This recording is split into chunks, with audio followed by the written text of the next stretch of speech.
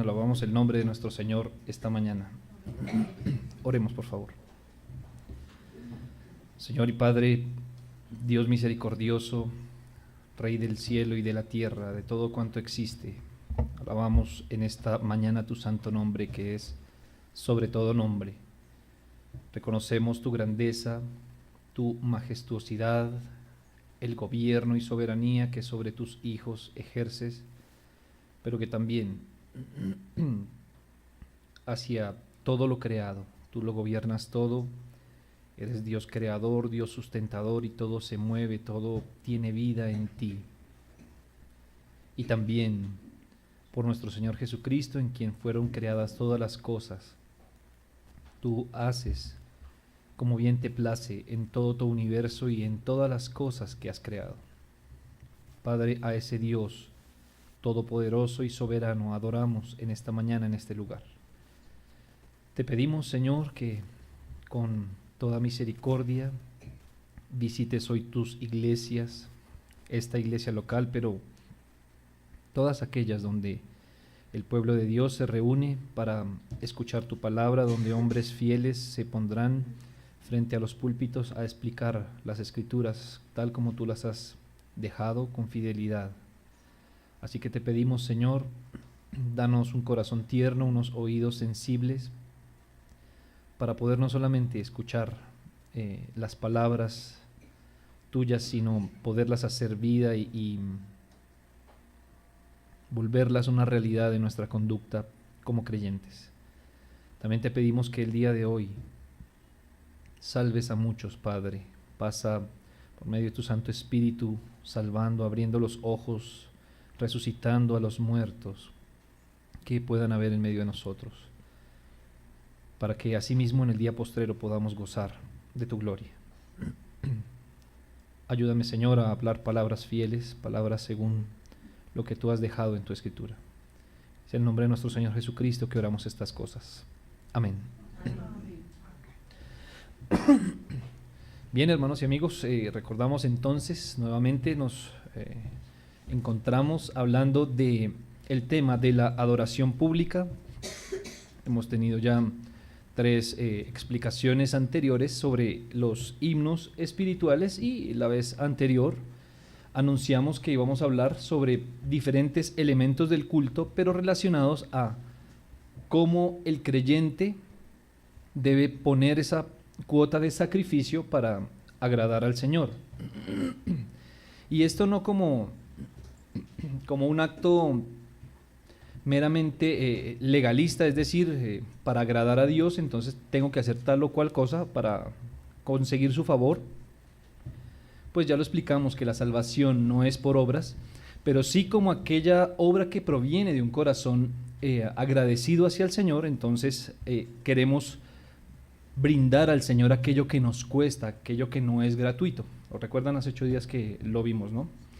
En ese orden de ideas quiero preguntar tal vez a alguno que otro hermano, ¿qué características vimos que debería tener un acto para ser considerado como sacrificio? Hablamos de 3 principales. ¿Alguno de ustedes quizás recuerda alguno? ¿Cuál? ¿No se animan? ¿Qué dice el hermano Edwin? Lo que dice primero el corazón. Bien. ¿Qué dice, hermano? Correcto. Una de las 3 características que vimos es que debe ser costoso. ¿Se recuerdan? A él le debe costar, es decir, económicamente en su bolsillo. Tiene razón el hermano Edwin también. Sin embargo, vimos 3 puntuales. Ya descartamos uno. ¿Recuerdan alguno de los otros 2? Que para que fuera sacrificio u holocausto, entonces debía ser consumido completamente. ¿Lo recuerdan también? Debía ser completo. ¿Qué dice nuestro hermano Freddy? Sí, está bien, que fuera agradable, pero para que sea considerado como sacrificio, entonces, repasemos, tiene que tener 3 características. 1, que debe ser completo; 2, que debe ser costoso; y 3, que debe demandar esfuerzo. Les pido el favor que no olviden estas 3 cosas, porque durante todo lo que vamos a ver es necesario que el Espíritu Santo aplique esto a nuestro corazón. ¿Por qué razón a veces nos distraemos en el culto? Precisamente porque no ponemos un costo, porque no ponemos un esfuerzo o porque no hacemos las cosas completamente, sino como por partes, como hasta cierto punto, ¿no? Señor, yo estoy concentrado en el culto hasta el 80% de mi concentración. Señor, yo te voy a cantar con el 80% de mi ánimo o algo así. Esto no es lo que debe suceder y pues de esto hablaremos hoy. El tema que hablaremos hoy se trata de las ofrendas regulares y llamamos ofrendas regulares o le he llamado ofrendas regulares aquella entrega de bienes materiales que hacemos en medio de los cultos. O sea que si usted nos visita, al menos si ya tiene 2 domingos visitándonos, ya sabe que nosotros en el medio del culto hacemos algo como un acto de adoración a Dios, que es la entrega de diezmos y ofrendas. Sobre esas vamos a hablar. Y la llamé ofrendas regulares porque quiero distinguirlas intencionalmente de las ofrendas para los santos. De esas hablaremos en 8 días. Por ahora hablaremos de esta entrega de bienes materiales para sostenimiento de la obra del Señor. Este es un estudio somero, hermanos, muy, muy superficial. Yo quisiera ahondar más, pero realmente no es el alcance de estas charlas, sino más bien recordar algunas cosas muy puntuales que quiero que queden en nuestros corazones. Así que, hermanos, de esto hay mucho que decir, pero voy a irme con algo muy básico. Sin embargo, debo dar crédito de quien he tomado, quien he basado este estudio y el de hoy en 8 días, un puritano del siglo XXI llamado Sir Juan Pablo Cruz. Es un escrito de nuestro pastor que damos gracias al Señor tenerlo en medio de nosotros y grande material que nos ha facilitado a nosotros quienes estamos aquí al frente. He basado este estudio en un escrito que muy amablemente el pastor nos ha facilitado. Bien, una de las distinciones que quiero hacer es sobre diezmo y ofrenda. Nosotros venimos de un contexto carismático pentecostal y estos asuntos o se nos han revuelto o los tenemos definidos de manera extraña. Ofrenda, como vimos hace 8 días, en el sentido literal de la palabra, tiene que ver con un sacrificio, un animal que se llevaba con un fin específico, en este caso de apaciguar la ira de Dios. En este sentido usted entenderá, y más adelante lo veremos, que esa ofrenda como tal ya se extinguió. ¿Por qué razón? Porque como diría un himno, Cristo es nuestra ofrenda. Es decir, ya no hay necesidad de estar llevando animalitos y sacrificarlos, puesto que Cristo hizo ese gran y único y perfecto sacrificio. Mientras que la palabra diezmo significa el 10%, 10% de algo. En este caso, pues, los israelitas tenían que llevar diferentes clases de diezmos. Usted lee en la escritura, no había un solo diezmo, había algo que llamaban también primicias, había algo que era la entrega a los primogénitos, habían diferentes tipos de formas en las que el israelita promedio debiera cumplir con el pueblo o con la tribu de Leví, que era la encargada entonces de administrar los servicios sacerdotales para la época. Entonces, a esto se le llama diezmo simplemente el 10%. Solo quiero hacer esta aclaración para sentar unas bases para lo que enseguida hablaremos. Pero como es normal o acostumbro hacerlo, también quiero hablar al no creyente que me escucha y a los hijos de los creyentes antes de iniciar en esta introducción. Y es que seguramente nosotros venimos de un contexto de la iglesia tradicional en donde había una palabra que se acuñó mucho y era el término limosna, ¿sí? Y junto con ese, ¿cómo se llamaría eso? Esa definición o ese concepto despectivo de esta palabra. Porque limosna casi que llegó a tomar la connotación de un par de monedas, ojalá muy, muy de bajo valor. Era como lo que sobraba, como pasaba quien recogía y como el acto, es decir, como cumpliendo, por decirlo de alguna manera, pero no con un corazón agradecido. Entonces, amigo, si este es tu caso, quiero, pues, por medio de esta enseñanza, tratar de ubicarte un poco en lo que nosotros entendemos como diezmo y ofrenda, que no es eso despectivo que hacemos ni lo que nos sobra, pero también quiero recordarte, como lo dije hace 8 días, que el Señor antes que todo pide tu corazón. Sí tenemos que dar nuestros recursos, sí los vamos a dar una vez somos hijos de Dios, pero por ahora, Él, espero que escuches esto, lo entiendas, pero antes, acuérdate lo que dijimos hace 8 días, primero Él quiere tu corazón y luego tus cantos, tus manos, lo demás, tus recursos, etc. Bien, entonces, estudiaremos en esta mañana, si el Señor así lo quiere, los 3 aspectos básicos de una ofrenda o de un diezmo cotidiano o regular. Entonces, en estos 3 aspectos espero aclarar algunas dudas o recordar quizás a mis hermanos algo que ya deberíamos saber al respecto de esta doctrina. El primero, entonces, es que es una práctica vigente. El primer aspecto que quiero que veamos hoy, lo remarco, es que es una práctica que aún está vigente. Veremos algunos textos. Por cuestión de tiempo les daré la cita y lo leeré aquí, pero usted lo puede corroborar en su casa estos textos. Bien, el cristiano promedio de muchas maneras y por medio de muchas formas ha buscado como zafarse de esta responsabilidad, hacerse a un lado, y ha buscado muchas excusas. Voy a nombrar solo un par de ellas que me parecen las más comunes, no las únicas. La primera de ellas, que el diezmo como práctica ha caducado. Es decir, esta práctica ya no va más según ellos. Y nos dicen cosas así como, bueno, muéstreme la palabra diezmo en el Nuevo Testamento. Muéstremela y si usted me la muestra, entonces pues yo con todo gusto puedo considerar diezmar. Bien, voy a citar un texto que estoy muy seguro y tengo la suficiente claridad de saber que hermenéuticamente este texto no habla como tal del diezmo.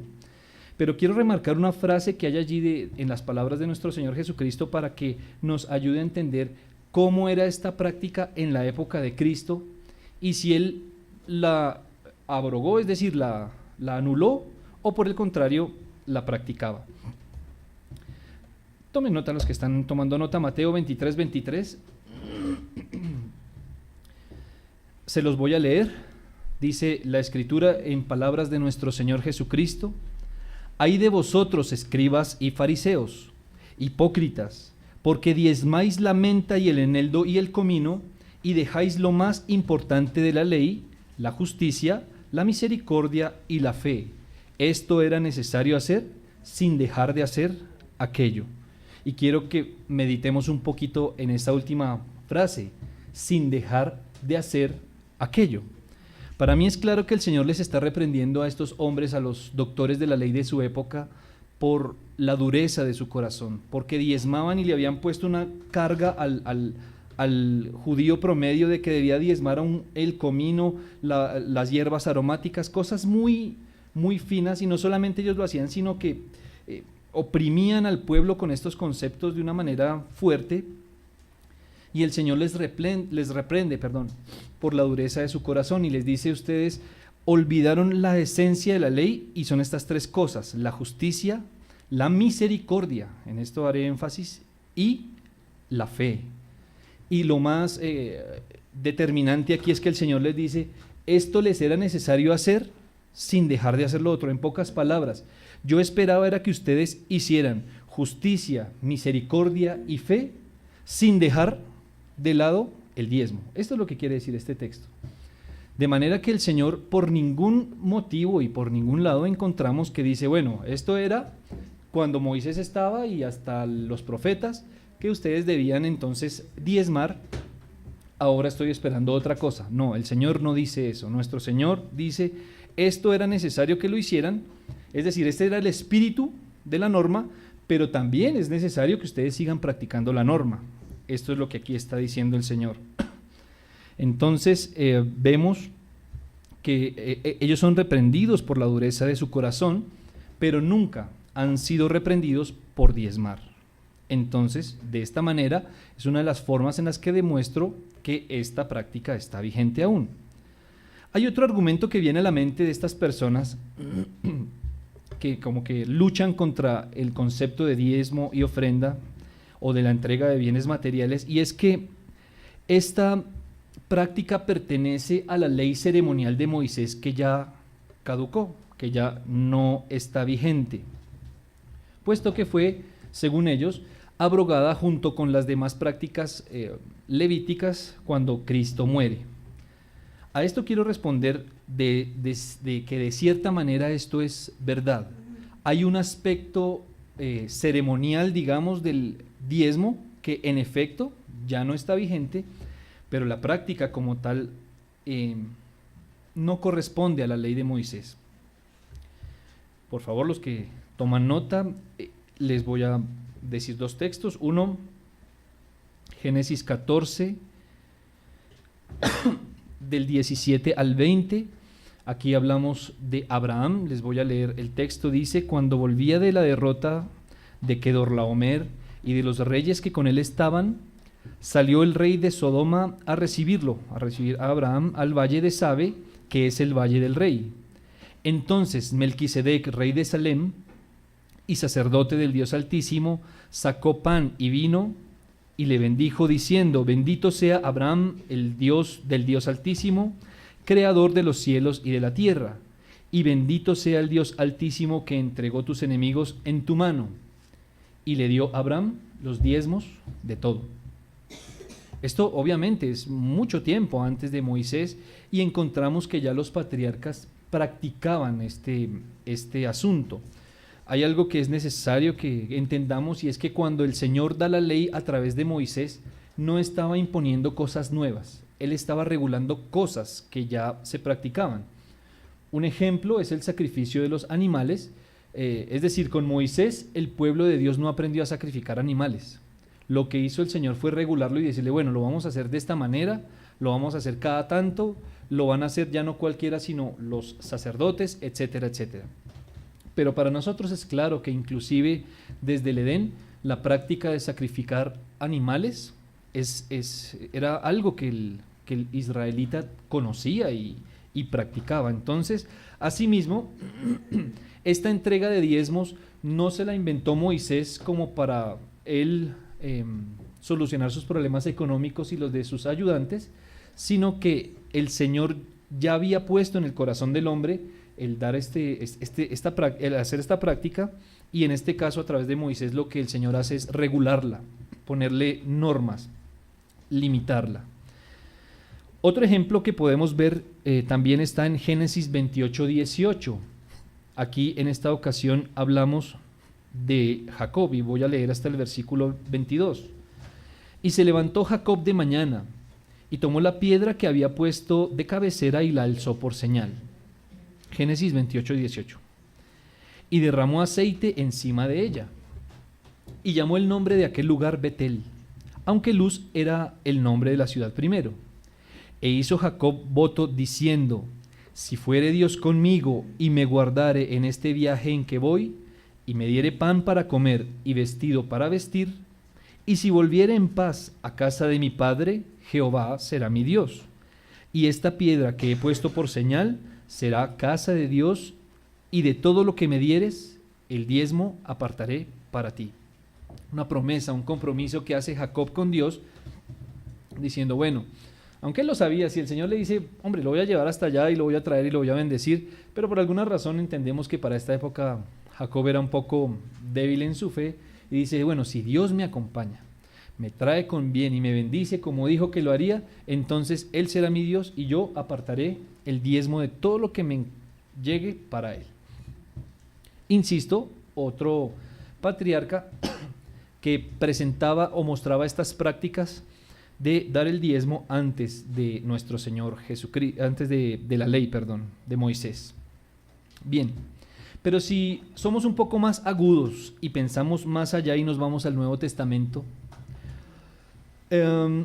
y nos damos cuenta que no solamente el Señor no abolió esta práctica, necesitamos ser un poco más precisos, porque el Señor lo dio, solamente no quitó el diezmo, sino que puso una carga de generosidad en el corazón y en las almas de los creyentes. Pongámoslo en estas palabras: bien que el diezmo como una ley o como un acto ceremonial fue establecido para el pueblo de Israel y ya no está vigente, el espíritu y la naturaleza de esta práctica sí que lo está. ¿Cuál era el espíritu y la naturaleza de esta práctica? Pues ser generosos y bondadosos con quienes viven de los oficios sagrados, es decir, de aquellos que se encargan de ayudar al pueblo a ofrecer los ritos según la fe, digamos, en este asunto. Entonces, este espíritu ha estado vigente y sigue estando. Acordémonos que la tribu de Leví era una tribu que no tenía una herencia física como tal. Entonces Dios le dijo al pueblo, entonces, los demás les van a sostener por medio de esta práctica. Pero el ser generosos, es decir, el espíritu de esta norma aún está allí y debe estar vigente en el corazón de cada creyente. Es muy fácil para nosotros rastrearlo, pues en el libro de los Hechos, los primeros apóstoles, los primeros discípulos de Cristo que sembraron la palabra de Dios en Jerusalén, dice la Escritura claramente que tenían todas las cosas en común. Piénsele un momento, los que tienen casa, los que tenemos casa, vender una propiedad y traer el dinero a la iglesia para que sea repartido entre todos. Esta era una práctica creo que nosotros a veces se nos pide un poco, muchísimo menos y apretamos. ¿Cómo será en la época apostólica? Entonces, si bien es cierto, si algunos argumentan, bueno, esta práctica caducó, esta práctica ya no está, muéstrame la palabra diezmo, entonces tengo que mostrarte la práctica de los primeros discípulos y es todo en común. Es decir, no se te pedía el 10%, técnicamente hablando, se esperaba que fueras más generoso que eso. Y es algo de lo que la Iglesia de Dios ha perdido en estos días. Viendo todas estos argumentos, les di dos nomás, dos excusas, pero hay muchas más. Me pongo a pensar y me pregunto si este es el espíritu que gobierna no solo la mente, sino el corazón y el bolsillo de los cristianos de hoy en día. Más bien todo lo contrario, ve uno a los que se conocen o los que se creen creyentes buscando cualquier argumento o cualquier hendidura en la roca donde puedan esconderse y que esta doctrina les pase por un ladito sin que ojalá me toque o no me haga daño.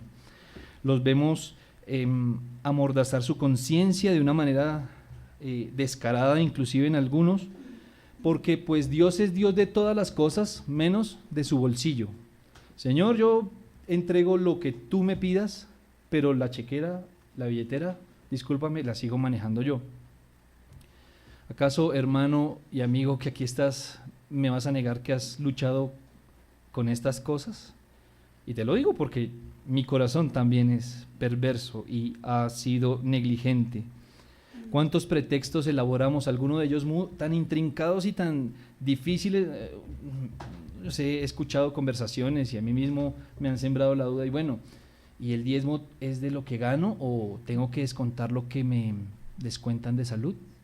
O quizás, y las horas extras, ¿cómo manejamos eso?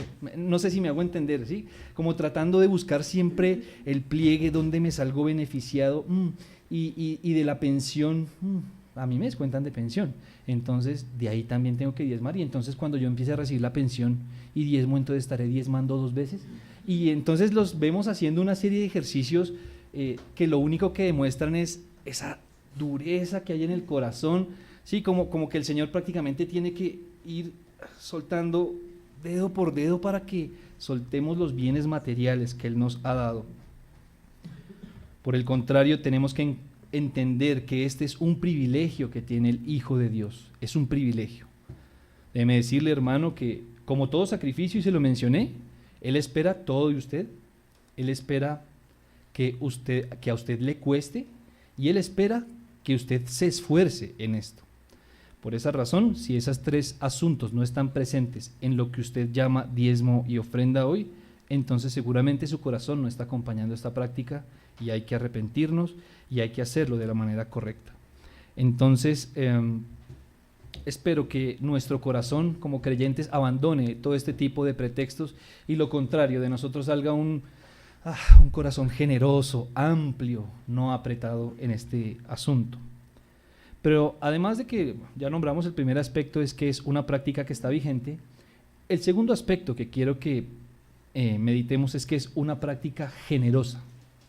una práctica generosa. Siguiendo entonces la argumentación en el aspecto anterior, vemos que los creyentes de todas las épocas, de todos los momentos de la historia, han tenido una característica y es ser generosos. Se habla de que en la época de las persecuciones del primer siglo, un ministro llamado Policarpo de Esmirna fue acusado de que él tenía muchas riquezas, porque era una de las acusaciones que el imperio romano extendía sobre los creyentes para llevarlos a la cárcel y martirizarlos.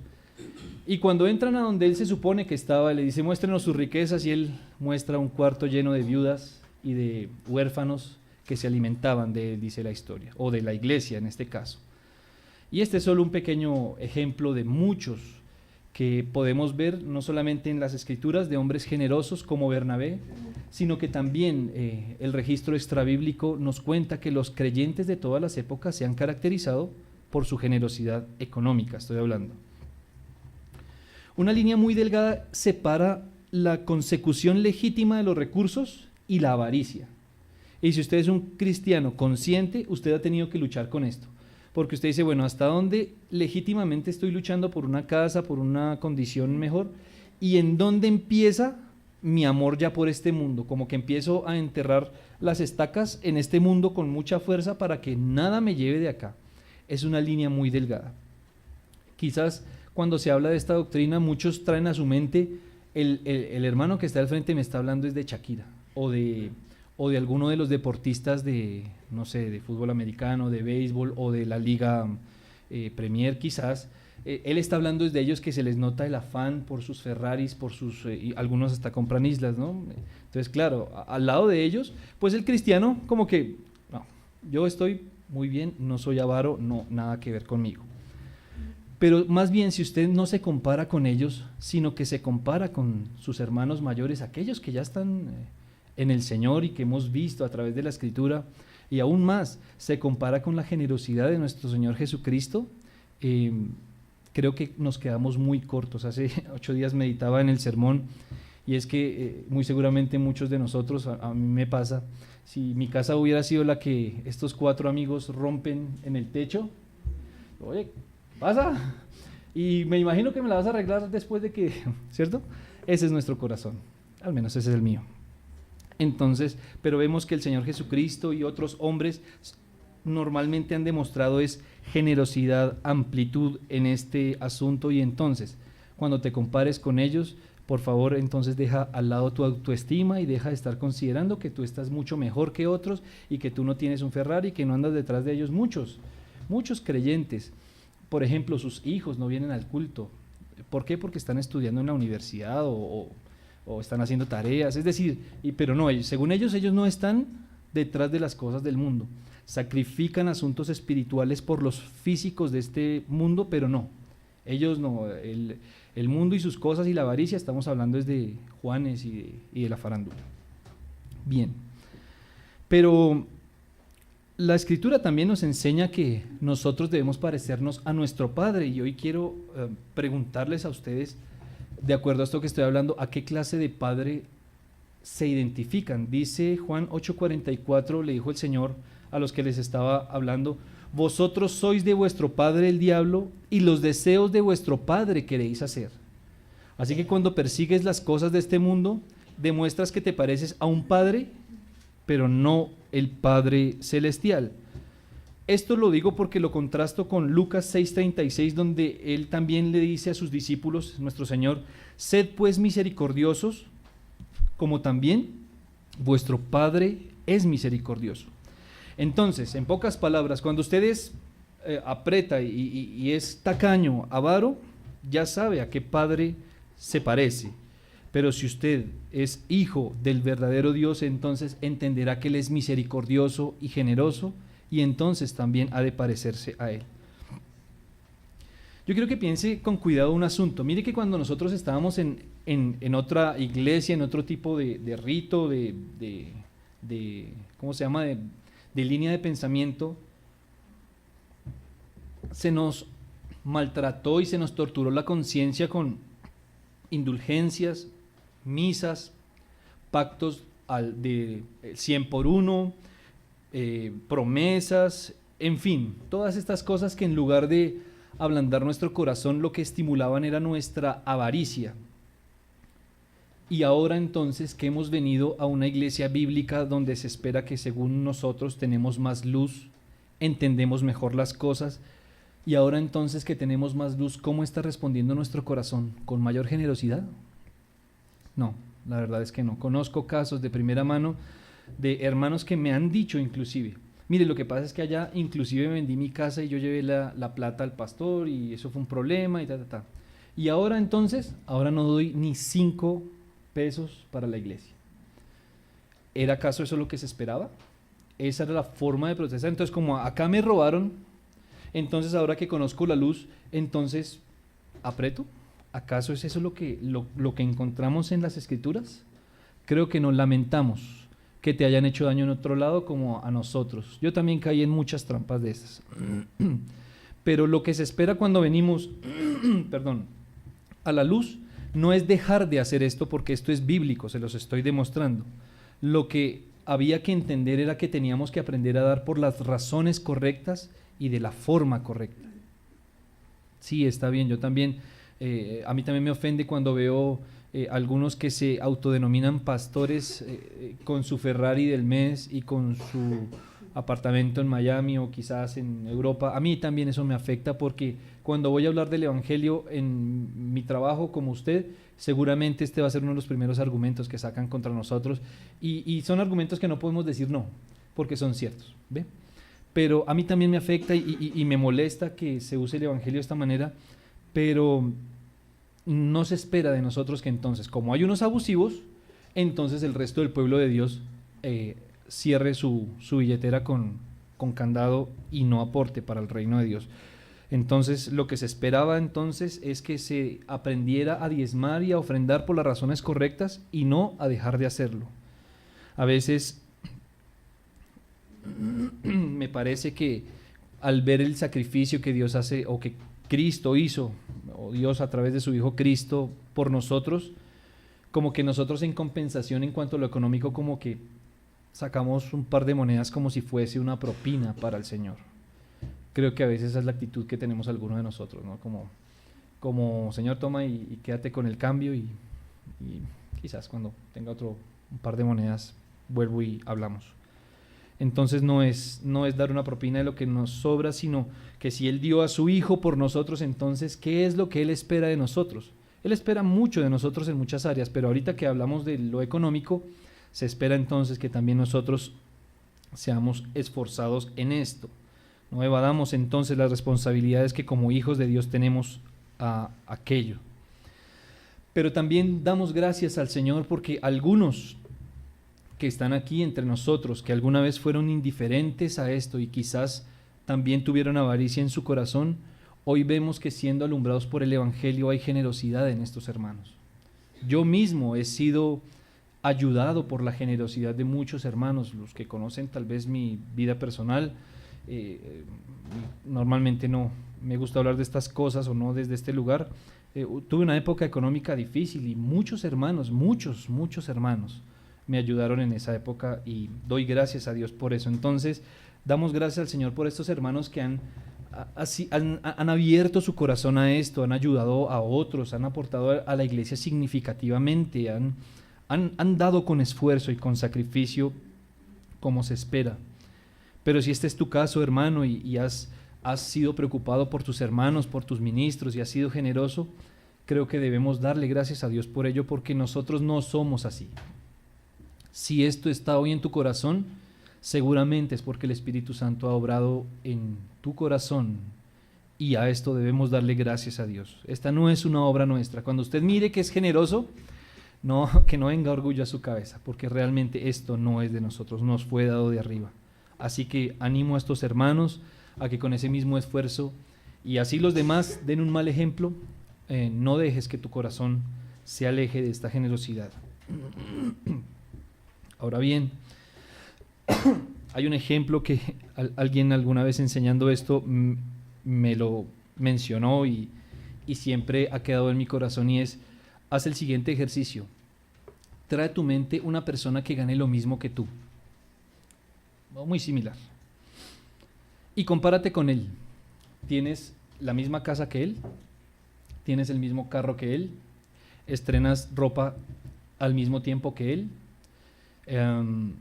vives de la misma manera que él. Si es así y esta persona es mundana, entonces ten la seguridad de que tú no estás aportando al reino como debieras.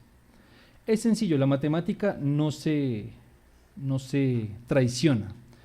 Si tú ganas 1.000.000 y otra persona gana 1.000.000, pero él vive para sí mismo, mientras que tú sabes que tienes responsabilidad con tus pastores y tus hermanos, lo más normal es que tú gastes menos en ti de lo que esa persona gasta. No sé si me hago entender con el ejemplo.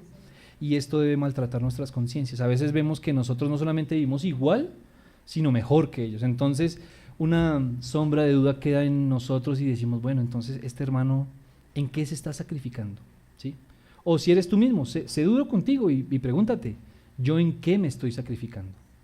¿Qué es el sacrificio que me cuenta? ¿Qué sacrificio en este caso? Es dejar de hacer cosas, dejar de comprar cosas legítimas, ¿sí? Yo no estoy hablando de cosas ilegítimas, no sé, quizás un carro, quizás una casa mejor, eso es legítimo, hermanos. Pero quizás me restrinjo porque sé que hay otro hermano en una condición menos favorecida que yo, o quizás algunos llegan a obtener este nivel de vida por encima de sus obligaciones económicas eclesiásticas. Entonces les dejo eso en su corazón para que lo medite. Tercer aspecto.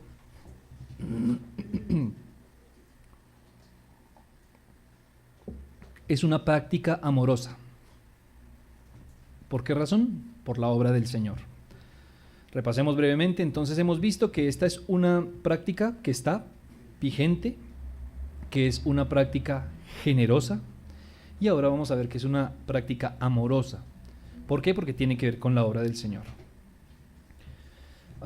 Quizás para nosotros es claro y nos han dicho y lo tenemos en la cabeza que esta práctica tiene que ver con el sostenimiento de la obra del Señor.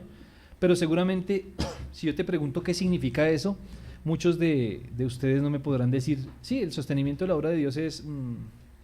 Y entonces donde a ustedes a veces les hacen preguntas como a mí en el trabajo, ¿y ustedes en qué gastan la plata que aportan? Pues en los servicios públicos y entonces a ellos le hacen cuentas a uno, sí, eso es 200.000, ¿y qué más? Sí, como que no entendemos a veces y por eso no sabemos explicar a qué nos referimos con sostener la obra del Señor. Primero que todo quiero dejar una base y es que el Señor no necesita de nosotros. Le voy a leer lo que dice el Salmo 50 del 9 al 13. Le dice el Señor a cualquiera de sus hijos, no tomaré de tu casa becerros, ni machos cabríos de tus apriscos, porque mía es toda bestia del bosque, y los millares de animales en los collados. Conozco todas las aves de los montes, y todo lo que se mueve en los campos me pertenece. Si yo tuviese hambre, no te lo diría a ti, porque mío es el mundo y su plenitud. ¿He de comer yo carne de toros o beber sangre de machos cabríos? Hasta aquí la cita.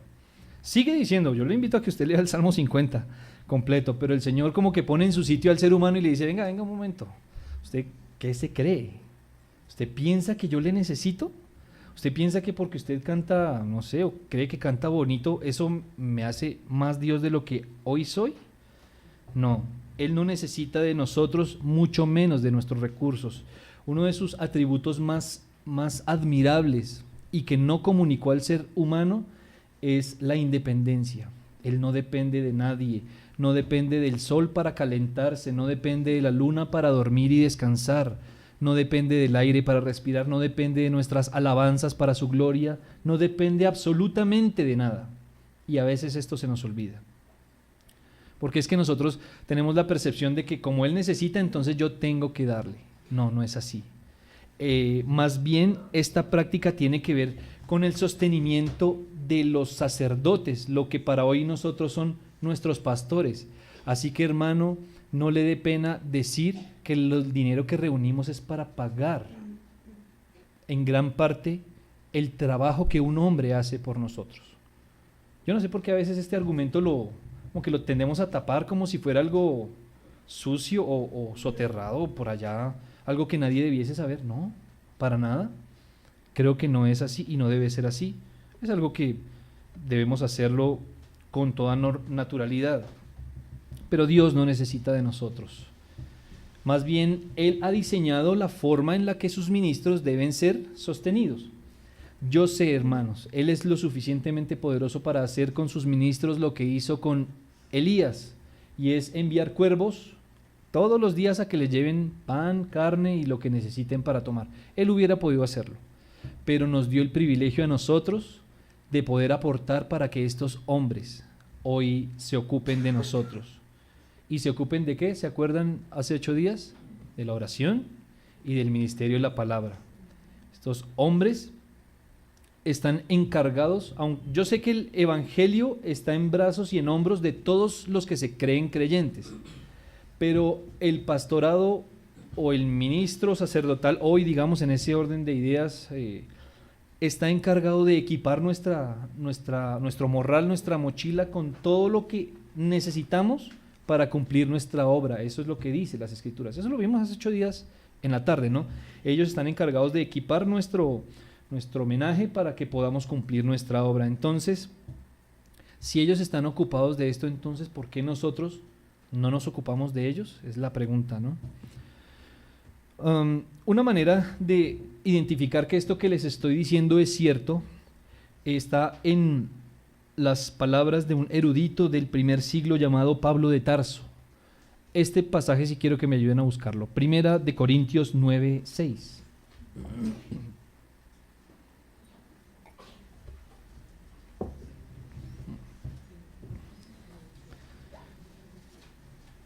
Primera de Corintios 9:6. Leeré hasta el 11. Dice la Escritura: ¿o solo yo, o sea Pablo, y Bernabé no tenemos derecho de no trabajar? ¿Quién fue jamás soldado a sus propias expensas? ¿Quién planta una viña y no come de su fruto? ¿O quién apacienta el rebaño y no toma leche de su rebaño? ¿Digo esto solo como hombre? ¿No dice esto también la ley? Porque en la ley de Moisés está escrito: no pondrás bozal al buey que trilla. ¿Tiene Dios cuidado de los bueyes? ¿O lo dice enteramente por nosotros? Pues por nosotros, habla él como ministro, pues por nosotros se escribió, porque con esperanza debe arar el que ara y el que trilla. Con esperanza debe recibir del fruto. Si nosotros sembramos entre vosotros lo espiritual, ¿es gran cosa si segaremos de vosotros lo material? ¿Le parece una comparación demasiado fuerte? Es decir, si él se ocupa de su alma inmortal, este hombre, o bueno, Dios a través de este hombre o de estos varones, ¿a nosotros nos parece muy poco aportar económicamente para este asunto? Es una pregunta retórica. Se supone que la respuesta es no es muy gravoso, no es demasiado. Pero creo que algunos tienen que responder esta pregunta como sí, es demasiado costoso. Creo que mi alma, pensarán algunos, aunque no lo digan con las palabras, no vale tanto. Yo no debería pagar tanto por la ocupación de mi alma. ¿O acaso estamos pensando como jefes de esos que solemos criticar? Por favor, me pasas un reporte de cuántos minutos oraste por mí, cuántos por mi esposa, cuántos por mi hijo. Eso es lo que estamos a veces esperando, que nos dé una explicación de lo que hace al pormenor de sus minutos. Esto demuestra una dureza en nuestro corazón. El texto que acabamos de leer se explica solo, no lo voy a explicar. El apóstol está hablando exactamente de lo que estamos hablando hoy. Dice, esto es lo que se espera, que estos recursos sirvan para sostener a aquel que se ocupa o aquellos que se ocupan de sus almas. No es gran cosa recibir entonces lo material. Y yo te hago una pregunta, hermano, ¿acaso, y amigo tal vez, que luchas con esta doctrina entre los cristianos? ¿Acaso cómo ellos se espera que obtengan recursos para sostenerse? No solamente ellos, sino los suyos. ¿Acaso no tienen derecho a tomar una hermana por esposa y sostenerla como nosotros? ¿Acaso no tienen derecho a tener los hijos que les plazca como cada uno de nosotros ha querido? ¿O esperas que nos pida permiso de cuántos hijos debe tener? Alguna vez debatiendo este tema con algunos hermanos, decían que el salario debiera estar acorde, el salario de un pastor acorde a su número de hijos. Qué cosa tan Enredada nuestro corazón a veces es demasiado duro, hermanos. ¿Acaso ellos no tienen derecho a vestirse como usted y como yo, o esperamos que se vista de una manera menos fina, quizás? No sé qué término usar. ¿Acaso no tienen derecho a tener una casa propia? ¿O solo porque se ocupan de nuestras almas pensamos que debe tener, como el maestro Rafael Escalona, una casa en el aire? No, hermanos. ¿Acaso no tienen derecho a vivir dignamente como nosotros? Entonces, ¿por qué la dureza de nuestro corazón? Creo que cuando hacemos esto nos parecemos a esos jefes injustos que tanto cuestionamos en nuestros trabajos. A veces nuestros jefes nos oprimen y nos dan lo básico y como que les duele darnos un poquitico más. Pero nosotros como creyentes hacemos lo mismo, sabiendo que este varón trabaja por nuestras almas, o estos varones, cuando tengamos varios, vamos a mostrar, creo seguramente, la dureza de nuestro corazón cuando se trata de esto. Entonces, hermanos y amigos, quiero dejarles esto en el corazón, estos 3 asuntos. De manera de conclusión, amigo, una vez más me dirijo a ti, una vez más te animo a venir a Cristo. Si crees que ser cristiano es muy difícil, tienes razón, quizás hasta sea imposible. Por esa misma razón es que siempre te recomendamos desde este púlpito que vayas a Cristo, porque sin Él no vas a poder vivir una vida cristiana. Todo esto te parecerá muy gravoso, todo esto te parecerá hasta ofensivo, esto que estamos diciendo desde acá. Por eso necesitas a Cristo. Ahora, si te parece que esto es muy difícil y nos criticas mucho, ven, hazte uno de nosotros y te darás cuenta lo que el Espíritu Santo va a demandar de ti y de nosotros, así como lo hace de nosotros más bien. Le necesitas con afán. Y tú, hermano, solo quiero dejarte una frase. Te animo a que seas generoso como tu Padre Celestial lo es. Oremos. Nuestro buen Dios y Padre, gracias te damos por tocar nuestra mente, nuestro corazón, pero también nuestro bolsillo, Señor. Somos vendidos al pecado, así que ayúdanos por medio de estas palabras a ablandar nuestro corazón y hacer lo que tú esperas que hagamos. Te lo pedimos en Cristo Jesús, Señor nuestro. Amén. En breve nos reuniremos, así que cuando ofrende, ponga esto en su corazón. Bendiciones.